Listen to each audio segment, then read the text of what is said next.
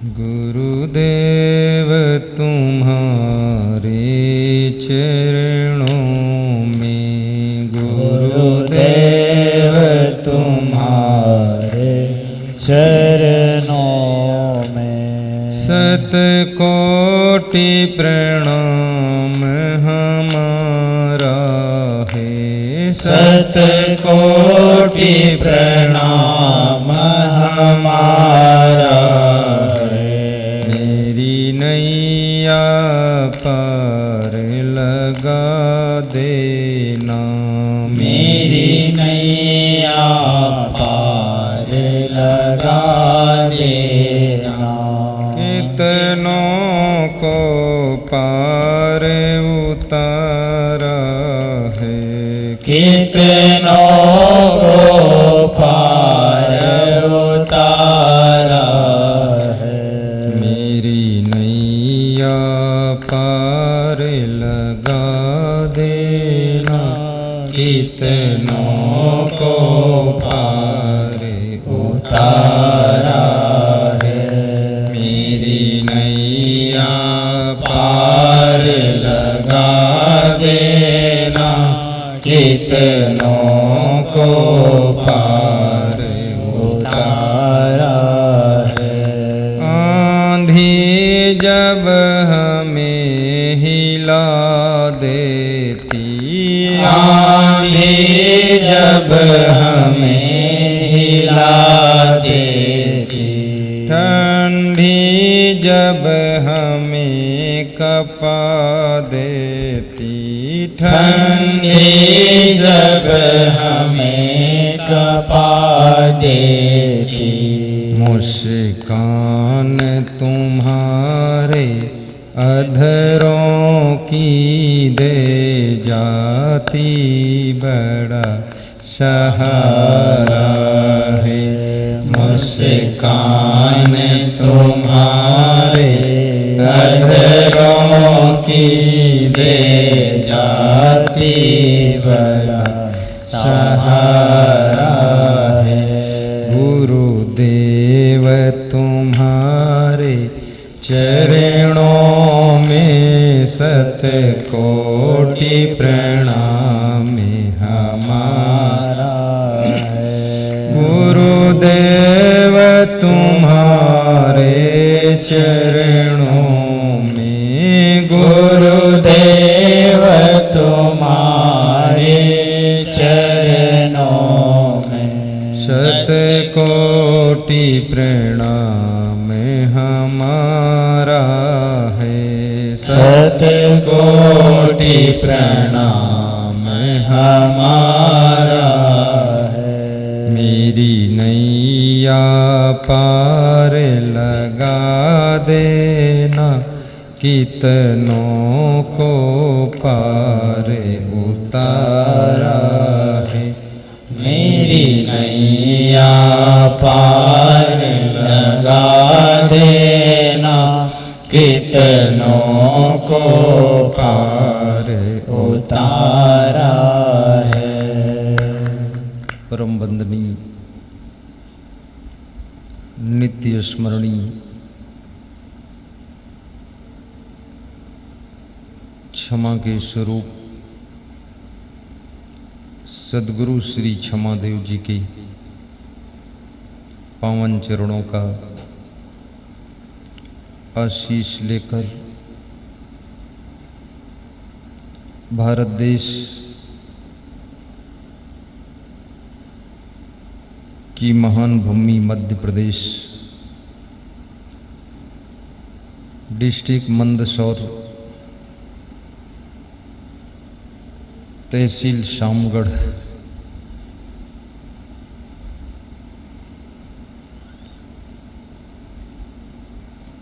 की पवित्र धरा पर मां गायत्री हॉस्टल के संस्थापक डॉक्टर प्रमोद उपाध्याय एवं मां गायत्री हॉस्टल की संचालिका श्रीमती ऋतु उपाध्याय के श्रद्धा भाव से, उनके प्रेम भाव के प्रभाव से सुखद सत्संग कथा में हम और आप सम्मिलित हुए। उनके पुत्र श्री तेजस उपाध्याय छोटी उम्र है, वास्तव में बालक तेजस्वी है। पानी पृथ्वी पर पड़ते ही मैली कीचड़ बन जाता है, मैली कीचड़ बन जाता है। जिस तरह सच्चिदानंद जीव माया में आए भुलाता है, जिस तरह सच्चिदानंद जीव माया में आए भुलाता है। जिस तरह सच्चिदानंद जीव माया में आए भुलाता है, जिस तरह सच्चिदानंद जीव माया में आए भुलाता है। नदियों का नीर समुंदर में, नदियों का नीर समुंदर में जाकर के निश्चल होता है, जाकर के निश्चल होता है, जाकर के निश्चल होता है, जाकर के निश्चल होता है। सज्जनों और देवियों, 21 अप्रैल 2018 आज का दिन शुभ मुहूर्त का दिन है। आप सौभाग्यशाली हैं जो सत्संग में आने का आपका योग संयोग बन गया है।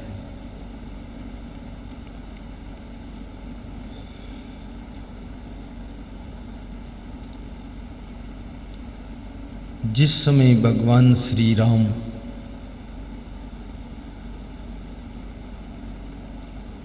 माता शबरी के आश्रम पर पहुंचते हैं, 14 वर्ष का वनवास पूर्ण करने के लिए वन में यात्रा कर रहे हैं। बुद्धिमान व्यक्ति यात्रा भी फिजूल में नहीं करता है। विवेकवान व्यक्ति एक कार्य के साथ में अनेक कार्यों को संपन्न करता है। भगवान श्री राम 14 वर्ष का वनवास पूर्ण कर रहे हैं। साथ साथ में ऋषि मुनि साधु संतों के आश्रम पर जाकर उनके दुखों को भी दूर कर रहे हैं, उनकी समस्याओं का समाधान भी कर रहे हैं। सकल मुनि के आश्रमन जाई जाई सुख दीन, और जिनकी श्रद्धा है, जिनका प्रेम है, उनके कुटिया पर भी श्री राम पहुंचते हैं। मतंग ऋषि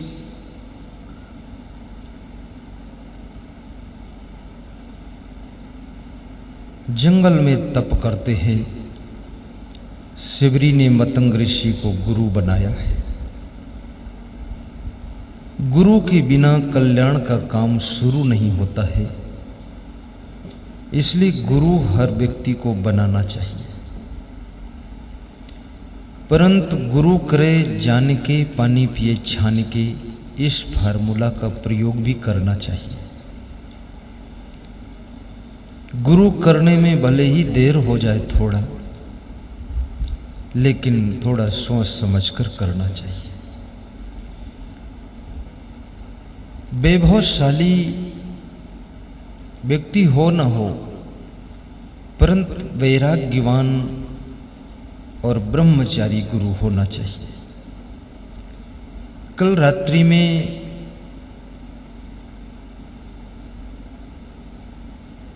जिला पंचायत अध्यक्ष निहाल चंद जी मेरे पास में 2 घंटे बैठे।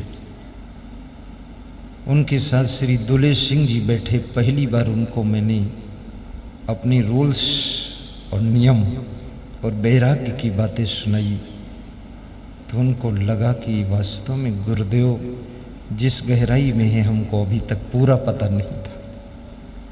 साधु कैसा होना चाहिए? साधु हुआ तो क्या हुआ, बोले नहीं विचार, हते पराई आत्मा जीव बांधे तलवार। साधु की वाणी, साधु का कर्म, साधु का स्वभाव, साधु का चरित्र, साधु की रहनी संसारी से बहुत विलक्षण होती है। संसारी जीव संसार की माया मोह में बंधा हुआ है। मैं हूं संसार के बंधन में, संसार तुम्हारे हाथों में, संसार तुम्हारे चरणों में, ऐसा महान संत होता है। भगवान श्री राम ने भी गुरु वशिष्ठ को गुरु बनाया था, विश्वामित्र को सद्गुरु बनाया था। प्राथमिक ज्ञान गुरु वशिष्ठ से प्राप्त किया और अंतिम ज्ञान सद्गुरु विश्वामित्र जी से प्राप्त किया था। बड़ी विचित्र बात है। गुरु वशिष्ठ ने कहा, राम अब विश्वामित्र से भी दीक्षा ले लो। विश्वामित्र कोई साधारण नहीं।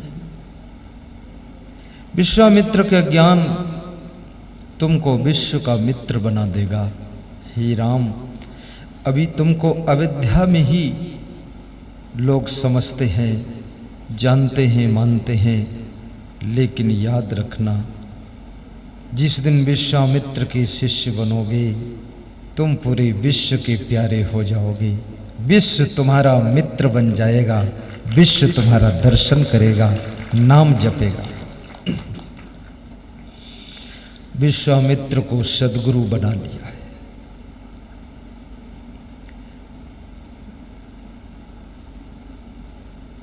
गुरु वशिष्ठ ने कहा कि मैं गृहस्थ गुरु हूं। याद रखना, कोई ब्रह्मचारी सद्गुरु न मिले तो गृहस्थ गुरु से भी दीक्षा लेकर के कार्य को स्टार्ट कीजिए। फिर धीरे धीरे यात्रा करते करते कोई विरक्त वैराग्यवान माया मोह से मुक्त सद्गुरु मिल जाएगा। कल मेरे पास में एक सज्जन बैठे थे। मैं गुरु दीक्षा दे रहा था बंजारी गांव में। सब लोग गुरु दीक्षा लेने लगे। एक सज्जन ने कहा मैं ले चुका हूँ। तो मैंने कहा कहाँ लिया है? बोले राधा स्वामी में ले लिया हूँ, ब्यास। तो मैंने कहा अच्छी बात है।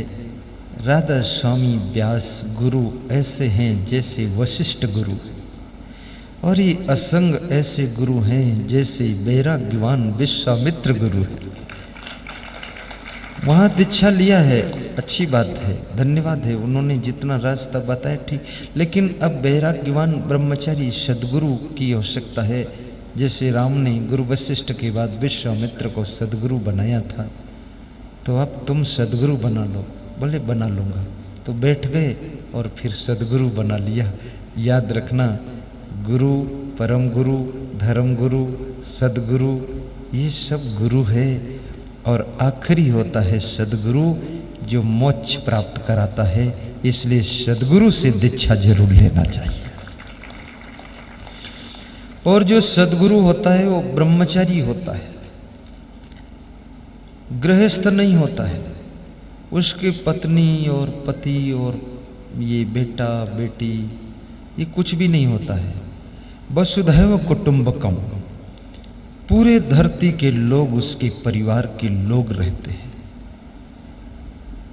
और सबको अपना मानता है और गीत गाता रहता है, कौन है अपना कौन पराया। सब में वही है नूर समाया, रहम तेरी सुख पाया, ये गीत गाता रहता है। तो सदगुरु के लिए पूरा संसार ही उनका परिवार है। वो कोई एक छोटे से परिवार के घोंसले में फंसता नहीं है। मैं जब अपने आश्रम से विदा होता हूं तो जिस रोड से निकलता हूं वहीं से रास्ता ही है, वहां से मेरी जन्मभूमि 5-6 किलोमीटर है मात्र, लेकिन वहां जाता नहीं हूं। जब प्रोग्राम कोई होगा तभी जाता हूं, क्योंकि ये वो जन्मभूमि मात्र है, पर मेरा घर नहीं वो रह गया, न वहाँ परिवार रह गया। अब मेरा परिवार पूरे विश्व में फैल चुका है, अब जहाँ जाऊं वहीं मेरा परिवार है। ऐसा सदगुरु होता है। सदगुरु कभी भोगों को भोगता नहीं, किसी के रूप सौंदर्य में आकर्षित नहीं होता है, और किसी की बदन को अपने हाथ से माताओं बहनों को छूता नहीं है। वो ये काम करता नहीं है, बहुत परहेज रखता है, दूर से आशीर्वाद दे देता है, और बड़ा उसका नियम होता है। बाकी उसके चरण छूने को मिल जाए, बिजली जैसा करंट मारता है और वो हमारी जिंदगी को बदलता है, चेंज करता है। इसलिए सदगुरु की शरण में भी जाना चाहिए। जब मन में बहुत उलझने हो जाएं, बहुत दुख हो जाए, तो एक भजन में गाता हूं, उलझने घेर ले सब तरफ से तुम्हें, उलझने घेर ले सब तरफ से तुम्हें, हौसले से उन्हें आप सुलझाइए, आप सुलझाइए। आपको उलझन घेर सकती है, घबराइए मत। बेटी के विवाह की उलझन, गरीबी की उलझन, बीमारी की उलझन, पड़ोसी की उलझन, दामाद की उलझन, जीजा जी की उलझन, उलझन की उलझन, मूर्खों की उलझन, जानवरों की उलझन, उलझन में उलझन, हार जाने की उलझन, चुनाव जीत जाने की भी उलझन, मिनिस्टर नहीं बने वो उलझन, उलझन में उलझन, ट्रांसफर नहीं हो रहा, दूर है इसकी उलझन, वेतन कम मिल रहा है ये उलझन, वेतन मिल रहा दारू पी के खत्म हो गए दूसरी उलझन। इतनी उलझन है कि उलझन में शांति नहीं है। लेकिन बहुत उलझने जब घेर ले तो क्या करना चाहिए? हौसले से उन्हें आप सुलझाइए, हौसले से उन्हें आप सुलझाइए। फिर भी मन को मिले ना चैन यदि, फिर भी चैन ना मिले, सुलझाते रहो फिर भी उलझता बढ़ता रहे, तो क्या करना चाहिए? आखिरी ताकत लगा दो, आखिरी अस्त्र ब्रह्मास्त्र छोड़ो। क्या, कौन, कैसे?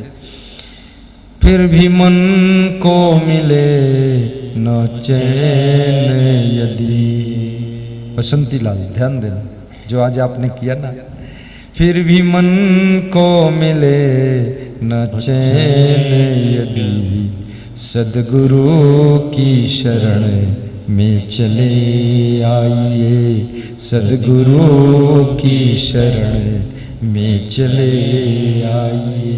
ब्यावर के भक्त श्री ओम प्रकाश मुंद्रला जी कह रहे थे कि जब प्रवचन सुन लेता हूँ सारा डिप्रेशन खत्म, निराशा खत्म, उलझन खत्म, शांति मिल जाती। आज पुलिस का एक व्यक्ति आया, जीआरपी में नौकरी करता ही शामगढ़ में रेलवे में, बोला कि बहुत शांति मिल जाती, दिमाग उलझता है जब आपका 20 मिनट का प्रवचन बिल्कुल डायरेक्ट इंजेक्शन का काम करता है। और मैं तो डायरेक्ट ही इंजेक्शन मार देता हूँ, टेबलेट खिलाओ, देर लग जाएगी तब तक मरीज मर जाएगा इसलिए डायरेक्ट कर देता हूँ।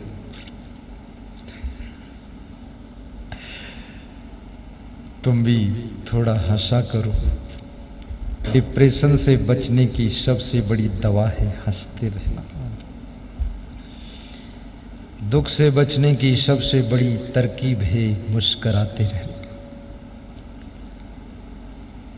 टेंशन से बचने का सबसे बड़ा तरीका है प्रवचन सुनते रहना। संसार में जब तुम्हारा जन्म हुआ था तुम कुछ लेकर नहीं आए थे। इतना जरूर लोग कहते हैं मुट्ठी बांध कर आए थे, लेकिन मुट्ठी में था क्या? माँ ने मुट्ठी खोला तो मुट्ठी में मैल था और कुछ नहीं था।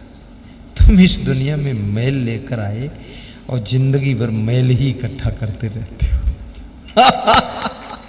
और मैल इकट्ठा करते करते खुद मैल में ही पड़े रहते हो। इस मैल को कब धोगे? तुम्हारी मुट्ठी का मैल तो तुम्हारी माँ ने धो दिया था, लेकिन तुम्हारे मन का मैल कौन धोएगा? दिल का मैल कौन धोएगा? जिंदगी का मैल कौन धोएगा? वो अगर धोएगा तो कोई सत्संग के द्वारा, कोई सदगुरु की वाणी ही तुम्हारे मैल को धोकर साफ करेगी। सब मैल ही मैल तो लगा हुआ है, माया का मैल लगा हुआ है।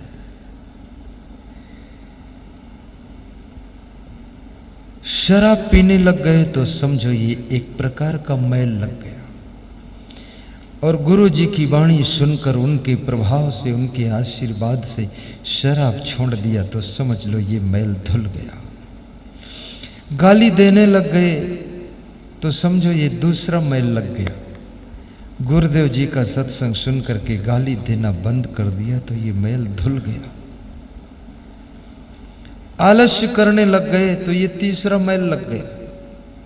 वाणी सुन करके आलस्य को छोड़ दिया। पुरुषार्थ करने लग गए तो ये भी मैल धुल गया। जुआ खेलने लग गए। अभी एक महिला का फोन मेरे पास पंजाब से आया, उसने कहा लॉटरी लिया हूं, आशीर्वाद तो लॉटरी खुलनी चाहिए। मैंने कहा मेरे से आशीर्वाद लेकर जुआ खेलती हो माता जी? ये लॉटरी तो जुआ खेलना है, ऐसा तो गलत आशीर्वाद मांग रही हो, लॉटरी लेना ही नहीं चाहिए। रातों रात करोड़पति बनने की आशा छोड़ो, और करोड़पति नहीं, आप अपनी पत्नी के अच्छे पति बन जाओ, राष्ट्र के सुंदर पति बन जाओ, राष्ट्रपति रामनाथ कोविंद बन जाओ, और पत्नी के पति सुंदर बन जाओ। और साथ साथ में अगर आपको करोड़पति ही बनना है तो सही डिसीजन लेकर के सही एक्शन लीजिए, सही काम कीजिए, घर में संगठन बनाइए। बड़ा काम करने के लिए पार्टनर की जरूरत पड़ती है, इसलिए सुमत संगठन से काम कीजिए तो रातों रात तो नहीं, लेकिन बातों बात तुम करोड़पति भी हो जाओगे, अरबपति भी हो जाओगे। कितने लोगों के भाई भाई में भी मेल नहीं है, पति पत्नी में मेल नहीं है,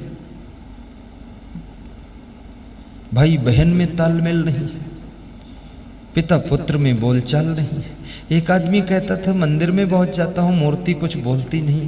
तो मैंने कहा तेरा बाप बोलता तेरे से? बोले 10 साल से वो भी नहीं बोलता। तो हमने कहा मूर्ति समझदार है, जब तेरा बाप नहीं बोलता, तेरे व्यवहार से रुष्ट है, तो मूर्ति क्या बोलेगी तेरे से? बोले इस समय तो पत्नी भी नहीं बोल रही है।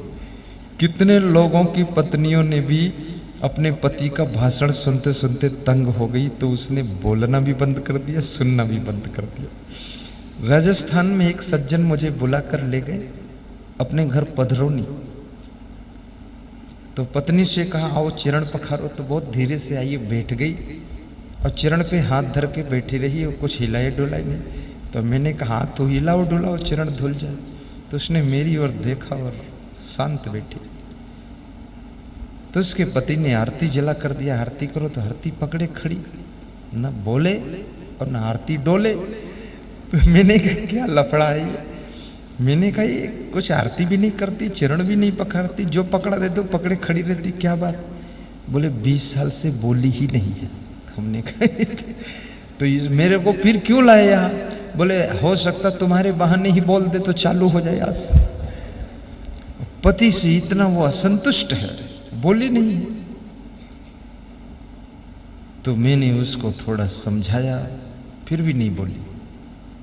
फिर वो आश्रम लाए 1 साल बाद, तो समझाए, फिर भी नहीं बोली। फिर अगले साल आश्रम लाए गुरु पूर्णिमा में कोटा में, फिर भी नहीं बोली।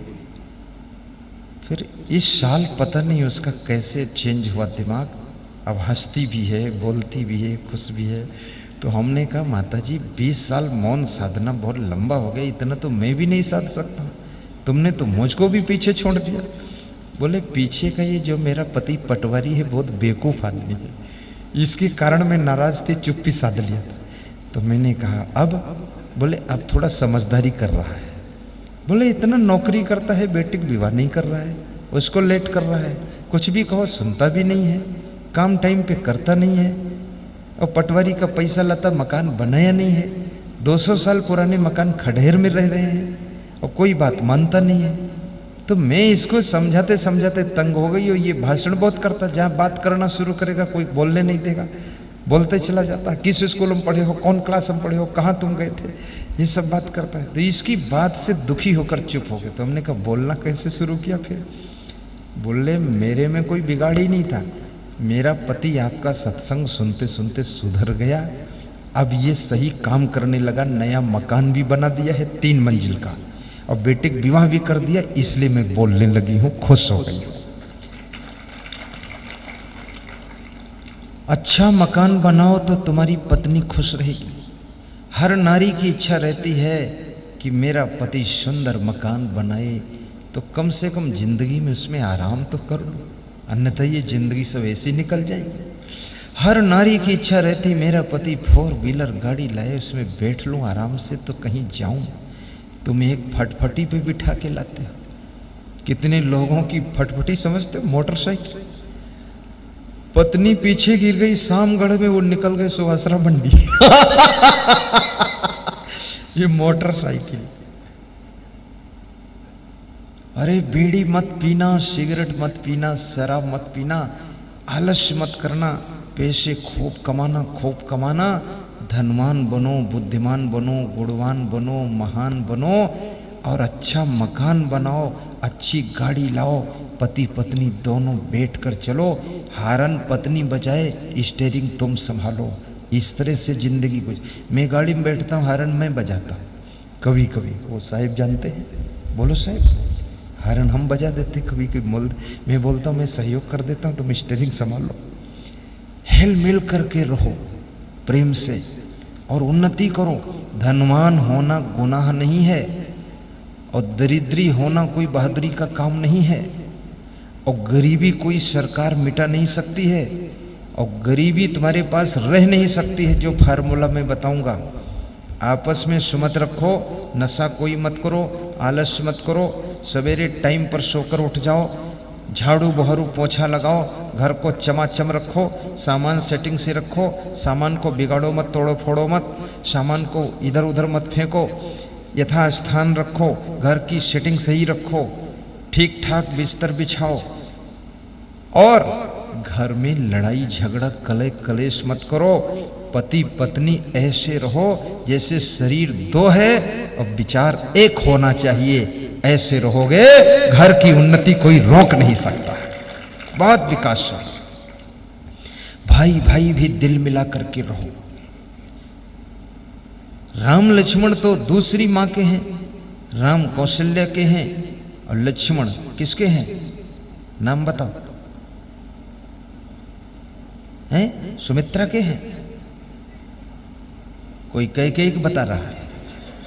यहाँ माँ भी बदल देंगे लोग, इतने खिलाड़ी बैठे। हाँ, इतने चलो कई बताया तो अच्छा ये नहीं कहा मेरा ही लड़का था। क्योंकि इसमें भी सब माँ बैठी है, वो बोल देगी मेरा ही तो बेटा था लक्ष्मण।